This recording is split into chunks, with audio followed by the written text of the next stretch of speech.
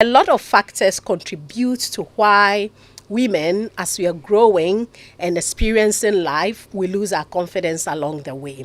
The first one that I want to talk about is unhappy childhood, where our parents or other significant people in our life, like teachers, are extremely critical. That is number one place where we start losing our self-confidence. When the people we look up to, parents, teachers, are very critical of who we are.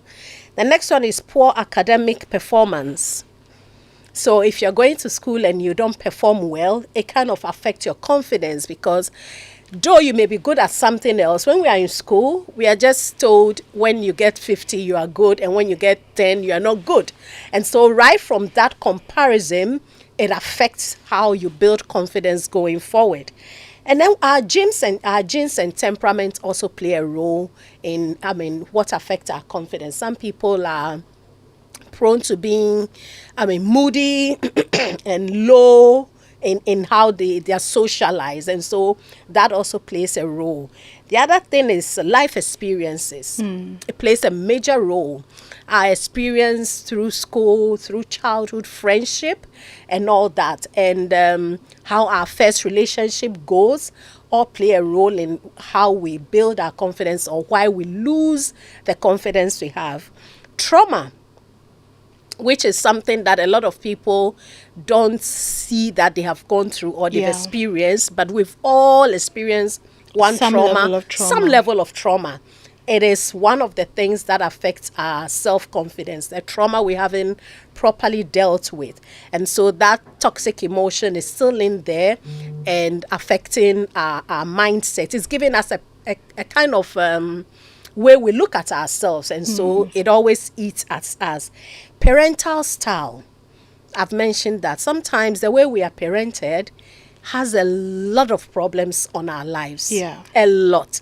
And so as parents, we need to be more informed parents and understand how to treat our children in a way that we don't affect their psychology, how they turn up to believe in themselves. Because 90% of the problems people are dealing with now is through parenting, how they were parented and how they perceive the world and themselves to be. Now, bullying is also one of the reasons women lose their confidence. If you are in an environment where maybe you are teased a lot, or you are bullied a lot, it can really, gaslight you to forget reality of who you are and the things you even see about yourself. Because people in your life are bullying you. Maybe they laugh at you about something. Oh, your neck, your head, your leg, that kind of thing. That kind of thing. We think they are nothing, but they are so, they eat at people's life. And so for me, I tell people I don't play expensive jokes at all. So these things affect people's confidence. Bullying, humiliation, harassment. It affects people's confidence. And sometimes gender, race, sexual orientation.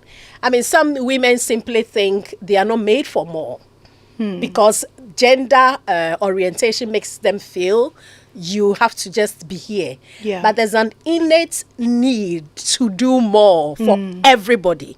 God gave everybody that innate drive to do more. But gender orientation makes women feel I can't do more. And so sometimes that orientation affects women from actually achieving their full potential or allowing them to actually know that I have the capacity. I have what it takes to do this. That is also another thing. And then perfectionism. If you try to be too perfect, you can't be confident because you have to learn through the mistakes. Because there'll always be something there will always be something that is not going to go well or will not go the way you want it to go. And these are some of the things you need to learn to allow. If you want to build confidence, you need to allow these uncertain things. Things that you can't fix everything. You need to allow them to go. And so these are some of the few things that affect us as we are growing. And sometimes our self-talk and comparison. Negative self-talk and comparison. We've been made to look at the other woman. What is the other woman doing? What is the other woman buying? Where is the other woman going? That affects and erodes our self-confidence a lot, and our self-talk.